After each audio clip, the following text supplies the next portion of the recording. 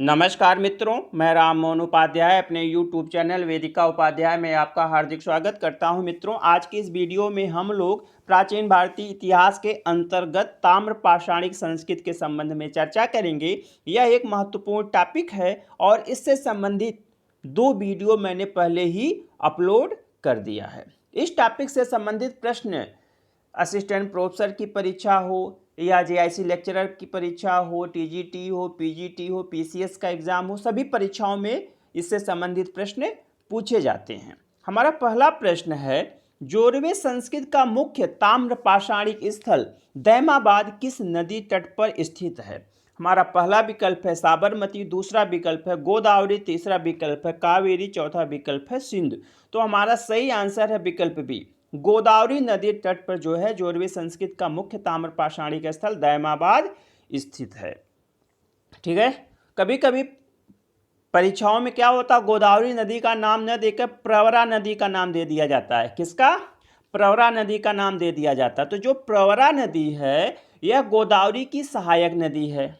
ठीक है, तो यह गोदावरी की जो सहायक नदी है प्रवरा नदी, उसके तट पर जो है मुख्य जोरवे संस्कृत का मुख्य ताम्र पाषाणिक स्थल दैमाबाद अवस्थित है।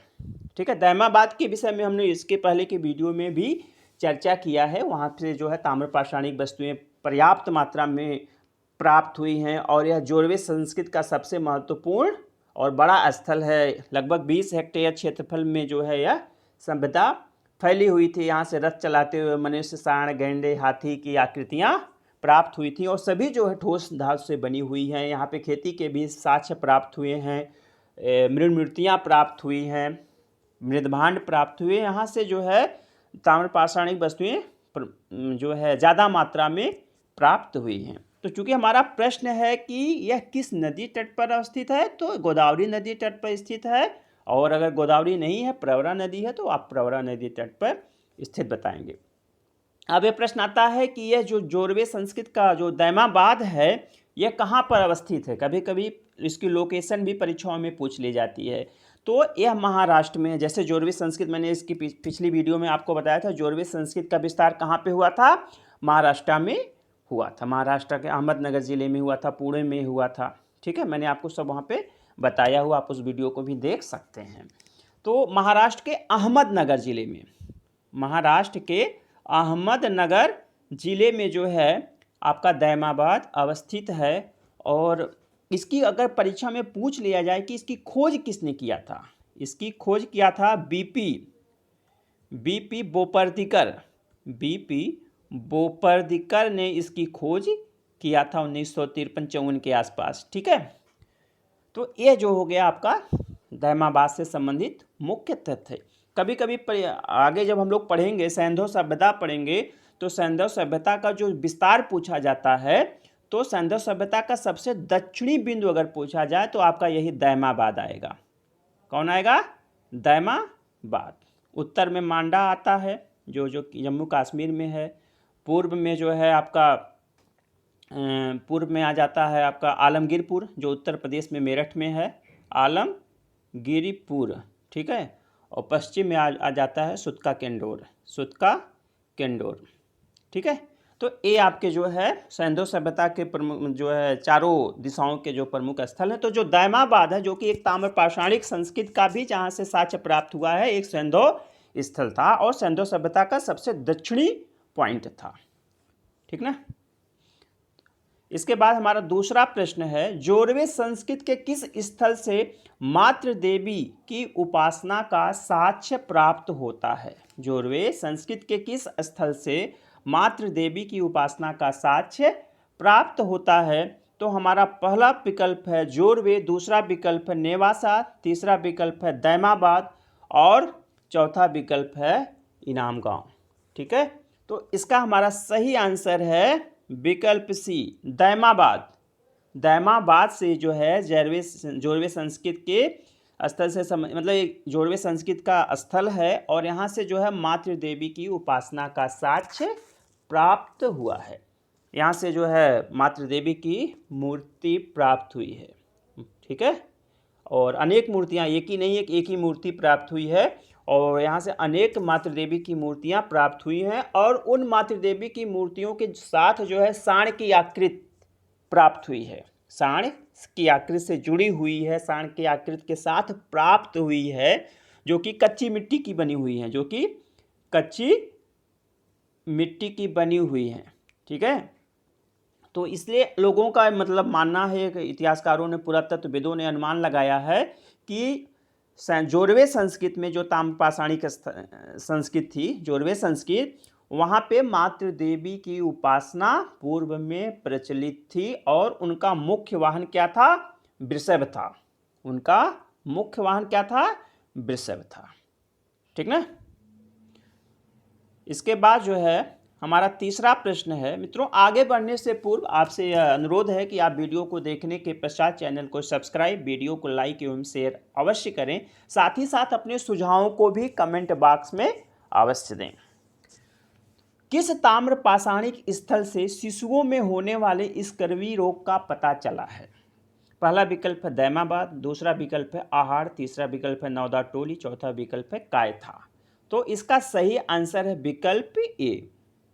विकल्प ए, दैमाबाद। दैमाबाद नामक पुरा स्थल से, जो कि अभी हम लोगों ने दैमाबाद के विषय में 2 प्रश्नों का अध्ययन किया है, तो दैमाबाद से जो है कुछ ऐसे अस्थि अवशेष प्राप्त हुए हैं, ऐसे कंकाल तंत्र प्राप्त हुए हैं जिनके आधार पर अनुमान लगाया है कि उनकी मृत्यु जो है स्कर्वी नामक रोग से हुआ है और वहाँ पे ज़्यादातर वयस्कों एवं बच्चों में जो है यह रोग पाया जाता था। मैं एक चीज़ आपको यहाँ यह भी बताना चाहूँ कि जो हमारा जोरवे संस्कृत है, तो जोरवे संस्कृत में मुख्य रूप से जो हम बच्चों के जो है अस्थि अवशेष या बच्चों के जो है कंकाल ज़्यादा मात्रा में प्राप्त हुए हैं वयस्कों की अपेक्षा। ठीक है, तो हमारा सही आंसर है स्कर्वी रोग का पता कहाँ से चला है? स्कर्वी रोग का पता या स्कर्वी रोग का साक्ष्य कहाँ से प्राप्त हुआ है? दैमाबाद से प्राप्त हुआ है। दंत क्षरण रोग, ठीक है, अगर पूछा जाए दंत क्षरण रोग, तो दंत क्षरण रोग के भी साक्ष्य जो है आपके दैमाबाद से प्राप्त हुए हैं। ठीक है, यहाँ पे जो है काले पालिश युक्त या हल्के पांडुरंग वाले जो है मेदभांड प्राप्त हुए हैं। ठीक है, इसके बाद हमारा अगला प्रश्न है, किस ताम्रपाषाणिक स्थल से पटसन का साक्ष्य प्राप्त होता है? पहला विकल्प है एरण, दूसरा विकल्प नरहन, तीसरा विकल्प नेवासा, चौथा विकल्प उपर्युक्त सभी। तो हमारा सही आंसर है विकल्प सी, नेवासा। नेवासा नामक ताम्रपाषाणिक स्थल से पटसन के साक्ष्य प्राप्त हुए हैं। ठीक है, नेवासा कहाँ पे है? नेवासा महाराष्ट्र में है। ठीक है, नेवासा महाराष्ट्र में है और यह भी एक जोरवे संस्कृत का मुख्य स्थल। अगर इसकी लोकेशन पूछा जाए तो नेवासा भी जो है आपका महाराष्ट्र के जो है किस अहमदनगर ज़िले में है। किस ज़िले में है? अहमदनगर ज़िले में है और गोदावरी नदी तट पर ही है। गोदावरी नदी तट पर अवस्थित है। ठीक है, अगर देखा जाए तो गोदावरी नदी के दोनों तट पर नेवासा संस्कृत का विस्तार हुआ था। और कभी अगर पूछ लिया जाए इसकी खोज किसने किया था, तो यम देशपांडे ने किया था। यम देशपांडे ने इसकी खोज की थी। और प्राचीन नाम अगर कभी पूछ लिया जाए तो इसका प्राचीन नाम श्रीनिवास था। नेवासा का प्राचीन नाम क्या था? श्रीनिवास था। ठीक है, तो नेवासा के विषय में हमें जानकारी प्राप्त हुई है। नेवासा एक महत्वपूर्ण जो है जोरवे संस्कृत का स्थल था और यहाँ से क्या साक्ष्य प्राप्त हुआ है? पटसन का साक्ष्य। किसका? पटसन का साक्ष्य। पटसन जो है कपास जो है एक ऐसी फसल होती थी जिससे सूत निकाला जाता था। ठीक है, तो पटसन का साक्ष्य कहाँ से प्राप्त हुआ है? पटसन का साक्ष्य नेवासा से प्राप्त हुआ है। एरण के विषय में हम लोग जानते हैं, एरण भी जो है आपकी ताम्रपाषाणिक संस्कृत है और कायथा संस्कृत से संबंधित है। मध्य प्रदेश के सागर जिले में नरहन जो है यह भी ताम्रपाषाणिक संस्कृत है और उत्तर प्रदेश में है, विंध्य क्षेत्र में है। नेवासा के विषय में हम लोगों ने पढ़ ही लिया। हमारा सही आंसर विकल्प सी नेवासा है। ठीक है, इसके बाद हमारा अगला प्रश्न है, नैदानिक मृदभांड। नैदानिक मृदभांड के साक्ष्य प्राप्त हुए हैं। पहला विकल्प नेवासा, दूसरा विकल्प है दैमाबाद, तीसरा विकल्प है इनाम गांव, चौथा विकल्प है चंदोली। तो हमारा सही आंसर है विकल्प ए नेवासा। नैदानिक मृदभांड के साक्ष्य कहाँ से प्राप्त हुए हैं? नैदानिक मृदभांड के साक्ष्य नेवासा से प्राप्त हुए हैं। जो ये नैदानिक मृदभांड है ये लाल सतह पर, लाल तल पर जो है काली डिजाइन वाले चाक निर्मित बर्तन होते हैं और इनका जो है विशिष्ट नमूना जो होता है टोटीदार बर्तन है। ये टोटीदार बर्तन हैं और इसमें जो है नाव के तल जैसे कटोरे भी प्राप्त हुए हैं। उनकी डिज़ाइन बहुत ज्यामिति टाइप की है, उस पर जो है तिरछी समांतर रेखाओं का प्रयोग किया गया है। मैं अलग से एक वीडियो जो है मृदभांड परंपरा पे बनाऊंगा तो आप लोगों को उसमें जो है सारी जानकारी दूंगा। ठीक है।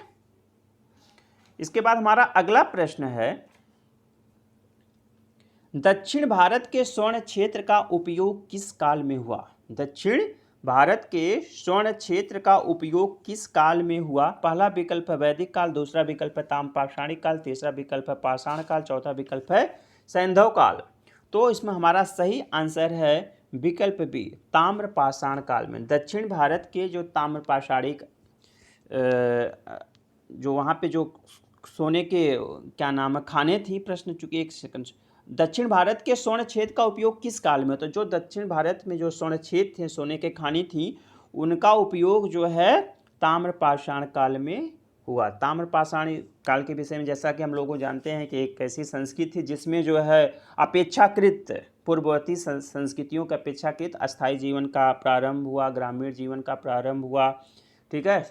धातुओं का प्रयोग हुआ, स्वर्ण का इन्होंने उपयोग करना प्रारंभ किया, सामूहिक जीवन का इन्होंने जो है सामाजिक सामूहिक जीवन का इन्होंने जो है प्रारंभ किया। तो जो दक्षिण भारत की संस्कृतियाँ थी, ताम्रपाणी संस्कृतियाँ थी, ठीक है, उनमें जो है स्वर्ण परंपरा का प्रारंभ हुआ था। इसके बाद हमारा अगला प्रश्न है, नरहन संस्कृत संबंधित है। नरहन संस्कृत संबंधित है। पहला विकल्प है पाषाण काल, दूसरा विकल्प है ताम्रपाषाण काल, तीसरा विकल्प है वैदिक काल और चौथा विकल्प है सैंधव काल। तो हमारा सही आंसर है विकल्प बी ताम्रपाषाण काल। नरहन संस्कृत परीक्षाओं में यह प्रश्न काफी बार पूछा गया है। तो नरहन संस्कृत कहाँ से संबंधित है? नरहन संस्कृत ताम्रपाषाणिक संस्कृत है और गंगा घाटी में यह जो है ऊपरी गंगा घाटी में स्थित स्थल है। इसके बाद हमारा अगला प्रश्न है, इमली डी, सोधौरा, फैरा डी, साइपाई नामक स्थल संबंधित हैं। पहला विकल्प है पश्चिम बंगाल, दूसरा विकल्प उत्तर प्रदेश, तीसरा विकल्प है राजस्थान, चौथा विकल्प है दक्षिण भारत। तो हमारा सही आंसर है विकल्प बी उत्तर प्रदेश। इमली डी, सोधौरा, फैरा डी, साइपाई नामक जो है स्थल किस सभ्यता से संबंधित है? ताम्रपाषाणिक सभ्यता से संबंधित हैं। और ये स्थल जो है आपके उत्तर प्रदेश में जो ऊपरी गंगा घाटी और गंगा जमुना का जो दोआब है वहाँ पे स्थित हैं। इसमें जो आपका साइपाई नामक स्थान है, कौन सा? साइपाई नामक स्थान से यहाँ पे एक तलवार और एक मत्स्य भाले का सिरा प्राप्त हुआ है। एक तलवार और मत्स्य भाले का साक्ष्य प्राप्त हुआ है। हमारा अगला प्रश्न है, निम्नलिखित में से सही कथन का चुनाव कीजिए। पहला कथन है, संपूर्ण भारत में कृषक समुदायों का गठन ताम्रपाषाण काल में हुआ। तो यह कथन सही है। यह कथन सही है कि संपूर्ण भारत में कृषक समुदायों का गठन कब हुआ? ताम्रपाषाण काल में हुआ। ठीक है। दूसरा कथन है, आधुनिक भारतीय समाज की नींव ताम्रपाषाण काल में पड़ी। यह कथन भी सही है। हमारा तीसरा कथन है, जोरवे संस्कृत के लोग मृतक को अस्थि कलश में रखकर अपने घर की फर्श के अंदर उत्तर दक्षिण दिशा में गाड़ते थे। यह कथन भी सही है। तो हमारे कथन ए बी सी तीनों कथन सही है, तो इसलिए हमारा विकल्प डी हमारा सही आंसर होगा। सभी कथन सही हैं। जो हमारा जोरवे संस्कृत के लोग थे ये क्या करते थे? मृतकों को जो है अस्थि कलश में रखकर, मृतकों को अस्थि कलश में रख कर जो है अपने घर के फर्श के अंदर ही उत्तर दक्षिण दिशा में गाड़ते थे। जैसे कि हम लोगों ने सैंधव सभ्यता के विषय में हम लोग आगे पढ़ेंगे। सैंधव सभ्यता में क्या होता था? समाधान जो होता था, मुर्दों को जो गाड़ने की प्रथा थी वो घर के अंदर नहीं होती थी, बल्कि जो है उसे आवास क्षेत्र के बाहर दफनाया जाता था। लेकिन जोरवे संस्कृत में जो है शव होते थे उनको घर के अंदर ही दफनाया जाता था। तो जो इसमें कलश संस्कृति दिखा हुआ कलश में रखकर, तो जो हमारी जो कलश संस्कृति है, समाधान की कलश संस्कृति है, वह बच्चों के लिए थी। ठीक है, वह बच्चों के लिए थी। और जो है जो वयस्क लोग होते थे, जो वयस्क लोग होते थे उनको जो है सामान्य सिचुएशन में ही जिस पर जो है उत्तर दक्षिण की दिशा में दफनाया जाता था। और वहाँ पे एक परंपरा और थी, वहाँ पे एक परंपरा और थी, जब मृतकों को दफनाया जाता था, ठीक है, तो उसके साथ तो मिट्टी बर्तन आभूषण रखने की परंपरा जो पहले से ही है, तो कुछ ऐसे उसमें कंकाल मिले हुए हैं जिनकी टांगें ही नहीं हैं। तो इसके आधार पर पुरातत्वविदों ने, इतिहासकारों ने बताया कि उनको दफनाने के पहले ही उनकी टांगें जो काट दी जाती थी।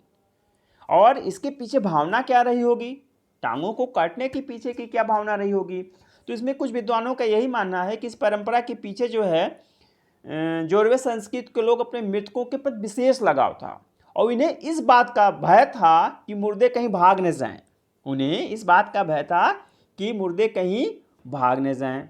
और चूंकि बच्चों को दफनाने के लिए, भैया मैंने आपको बताया कि जो अंत्येष्टि होती थी, अंत्येष्टि प्रक्रिया होती थी, वो कलश में रखकर कार्य किया जाता था। ठीक है, तो उसमें 2 कलशों का प्रयोग किया जाता था। बच्चों के शव को भरने के लिए, सावधान के लिए 2 कलशों का प्रयोग किया जाता था। और इन कलशों के जो आपस में मुख से मुख मिलाकर हॉरिजॉन्टल उनको जो है गड्ढे में दफना दिया जाता था, और उनके साथ जो है जो भी सामग्रियां प्राप्त हुई उनको रख दिया जाता था। और टोटीदार बर्तनों के साथ इन जो बच्चों के जो समाधान प्राप्त हुए हैं, टोटीदार बर्तन वहाँ पे प्राप्त हुए हैं, कटोरे प्राप्त हुए हैं। ठीक है, तो इसके मतलब ये जो है एक अद्भुत विशेषता थी कि सब बच्चों या बुजुर्गों के शवों को जो है अपने घर के अंदर ही वो लोग गाड़ देते थे। ठीक है, इसके बाद हमारा अगला प्रश्न है, निम्नलिखित में से कौन सा कथन सही नहीं है? तो यहाँ पूछा जा रहा नहीं है। तो पहला कथन है, जोरवे संस्कृति के लोग एक स्थान पर स्थायी रूप से निवास करते थे। जोरवे संस्कृति के लोग एक स्थान पर स्थायी रूप से निवास करते थे, यह कथन सही है। हमारा दूसरा कथन है, इनाम गांव के उत्खनन से अज्ञात होता है कि उत्तरकालीन जोरवे संस्कृति के लोग चौकोर मकान के स्थान पर गोल आकार के मकान बनाने प्रारंभ कर दिए थे। तो यह कथन भी सही है, यह कथन भी सही है, क्योंकि जो इनाम गांव प्रश्न काफ़ी बार परीक्षाओं में पूछा गया है कि चौकोर मकान गोलाकार मकान के साथ किस ताम्रपाषाणी के स्थल से प्राप्त हुआ है, तो उसका सही आंसर होगा ताम्रपाषाण काल। या ठीक है, अगर उसमें जोरवे संस्कृत दिया हुआ है तो उसको हम लोग जोरवे संस्कृत बताएंगे, जो कि जोरवे संस्कृत जो है ताम्रपाषाण कालीन ही संस्कृत है।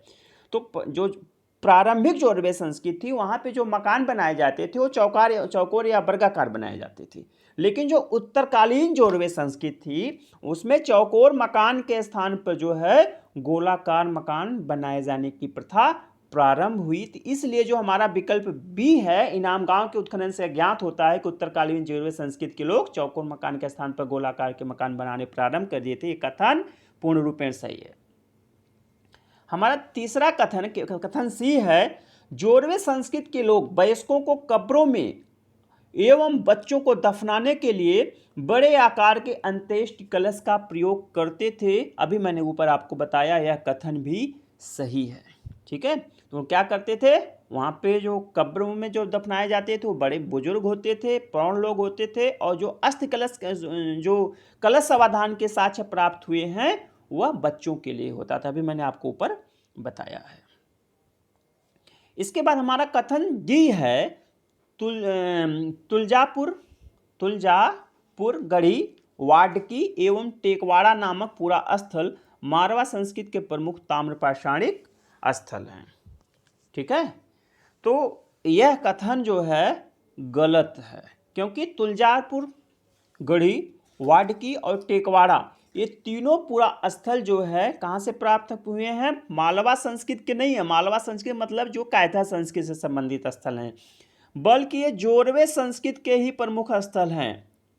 ठीक है, तुलजापुर गढ़ी वाडकी और टेकवाड़ा ये तीनों स्थल कहाँ से संबंधित हैं, आपके ये जोरवे संस्कृति से ही संबंधित हैं, इसलिए कथन डी हमारा गलत है।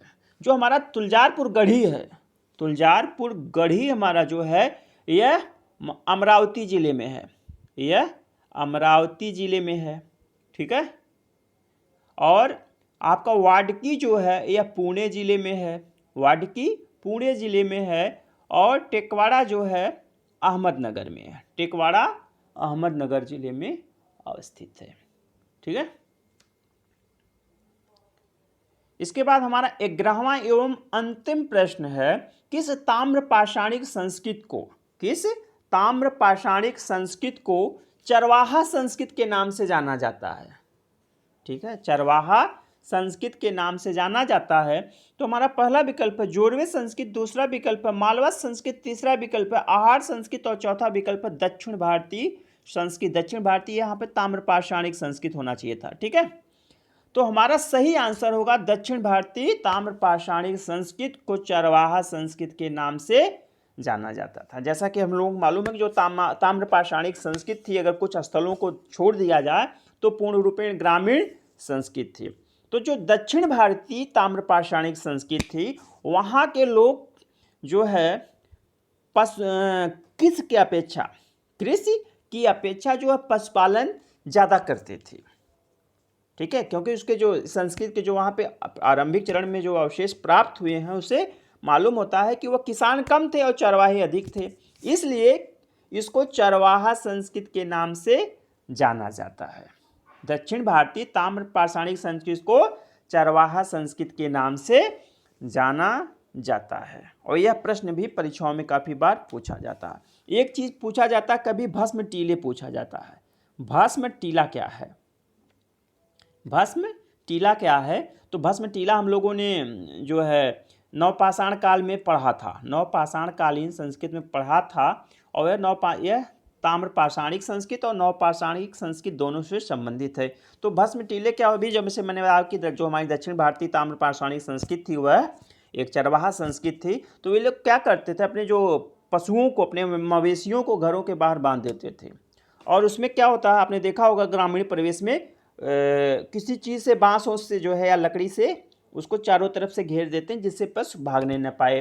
तो उस लकड़ी के डंडों की बाड़ लगा देते थे और बाड़ के भीतर जो गोबर इकट्ठा होता था उसे प्रतिवर्ष जो है उन बाड़ को जला दिया जाता। तो उसमें डंडे उंडे नहीं निकाले जाते थे, बल्कि उसके साथ है वहाँ पे जला दिया जाता था। तो वहाँ पे एक राख का टीला बन जाता था। गोबर के और बाँस के जलने से, लकड़ी के जलने से एक राख का टीला बन जाता था, जिसे हम भस्म टीले या एस माउंट्स के नाम से जानते हैं। तो हमारा पूछा है चरवाहा संस्कृत, तो चरवाहा संस्कृत दक्षिण भारतीय संस्कृत है। भस्म टीला पूछा जाए तो वह भी दक्षिण भारतीय ताम्र पाषाणिक संस्कृत या नवपाषाणिक संस्कृत से संबंधित है। क्या होता है उसको भी मैंने आपको बता दिया। तो मित्रों, इस वीडियो में मैंने कुल नवपाषाण कालीन संस्कृत से इस वीडियो में मैंने कुल ताम्र पाषाणिक संस्कृत से 11 प्रश्नों को रखा था, जो कि परीक्षाओं की दृष्टि से काफ़ी महत्वपूर्ण है। इसलिए आप इस वीडियो को गंभीरतापूर्वक देखिएगा और अपने सुझावों को कमेंट बॉक्स में अवश्य दीजिएगा। आप लोगों को सुनने के लिए बहुत बहुत धन्यवाद। नमस्कार।